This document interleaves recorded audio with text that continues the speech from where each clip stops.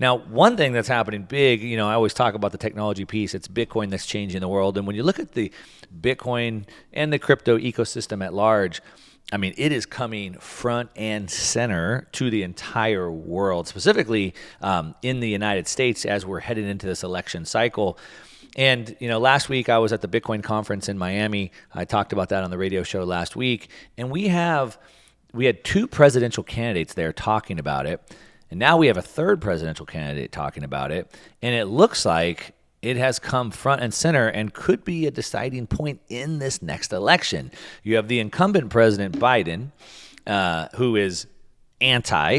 The Biden administration is squeezing the emerging crypto business.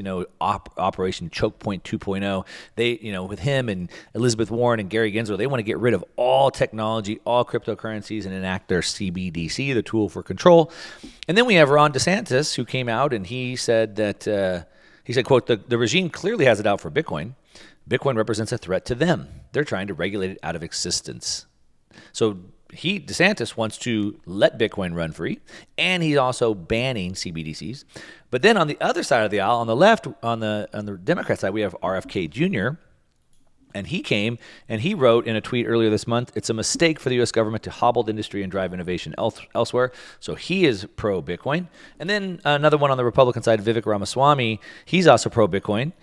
He sees it as a decentralized alternative to the U.S. dollar, improving the country's financial infrastructure by presenting, quote, a source of competition to the existing system.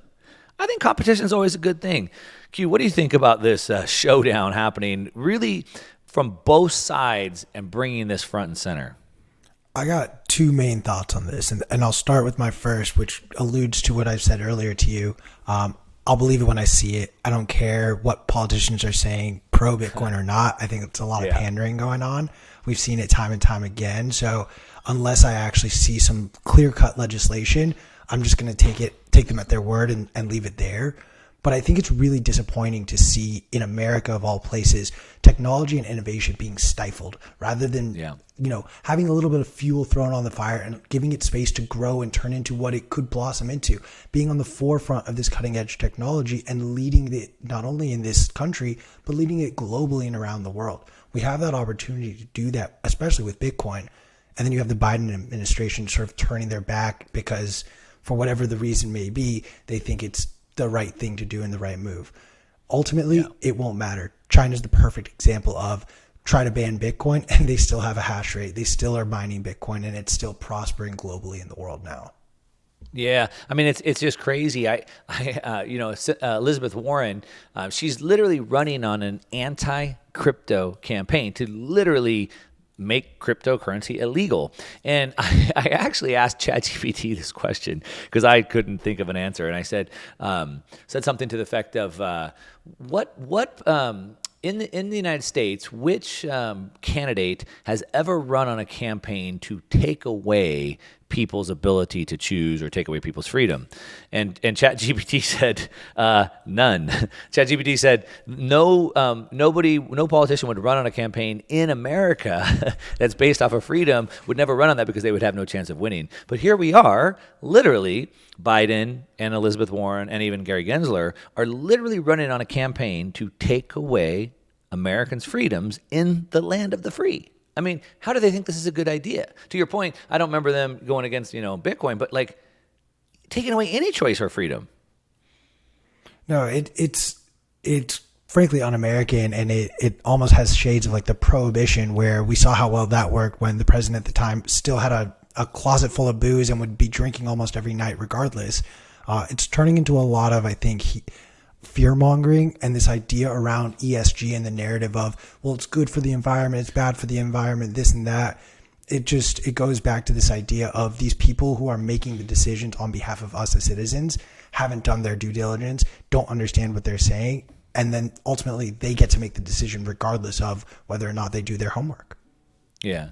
Elizabeth Warren is now saying, she's running this anti-crypto campaign. So she's looking for any reason she can to shut it down. And now she came out this week saying that she's calling for a shutdown of crypto so it was just, I'm running for a shutdown of crypto. Now it's because, and it's because crypto funding is for fentanyl, she said. She said that it's the Chinese drug makers that found that crypto payments are appealing And 90 Chinese businesses offering to ship fentanyl precursors, with almost all of them taking crypto in exchange. Well, so in my experience, it's cash that powers the drug industry. And fentanyl is coming across our southern borders, which the Biden administration does not want to close down. And if somebody wanted to buy drugs online, which is not happening, if it was, they could just use a prepaid debit card or credit card to do that. So one, I mean, is she just pulling at straws here? Do you think there's anything to that? It's fear mongering. It's this idea of, oh, well, what's the scariest thing and what's the thing that people are most afraid of? Well, it's drug addiction and fentanyl, and we don't want our kids or our family getting associated with this. Well, how do we stop it? Well, we stop the payment. And to label the payment as it's crypto doing this is laughable. Like, everyone has seen the pictures of all of the raids down in Mexico of just piles of gold bullion and of hordes of cash. It's all cash. So Elizabeth Warren, just a quick little note, maybe hop on over to the Treasury Department, hop on over to the Federal Reserve and ask them to stop funding the fentanyl trade. Yeah, exactly. Side note on that, what's interesting, somebody in one of my high-end coaching programs called the Inside Line, he has a consulting business. He helps businesses become more efficient, so like do their operations. He went and met with the Treasury in Texas in February, and they are hiring him to help them scale. I think he said they're building 3 new money printing locations. And he was like, whoa, he's like, I thought with like CBDCs and all this digital money, you guys would be scaling down. And he said, oh, no, business has never been better. The dollar has never been in more demand. We're building 3 new printing facilities, one of them which is right next to this airport, so we can literally go right onto the planes, and all the money is going offshore. So business has never been better. The Treasury is building 3 new facilities to print money. And so that is, to your point, going into these cartels' pockets to fund this. It's not Bitcoin that we can create more of. It's a fixed supply. It's this cash. Insane, isn't it? It's honestly, it's remarkable the gall the government has to lie to us and then at the same time literally fund the drug trade. Yeah, literally just shipping pallets of cash overseas. And of course, as they continue to crack down on it, people say, well, it'll just go offshore. And it has. We saw that now China, as of June 1st, China is now going to allow private retail citizens to buy Bitcoin and Ethereum, cryptocurrencies, through Hong Kong. And now Gary Gensler and Elizabeth Warren want to crack down on stablecoins, and now Hong Kong is just going to launch their own stablecoins. And so, that's the game theory in play.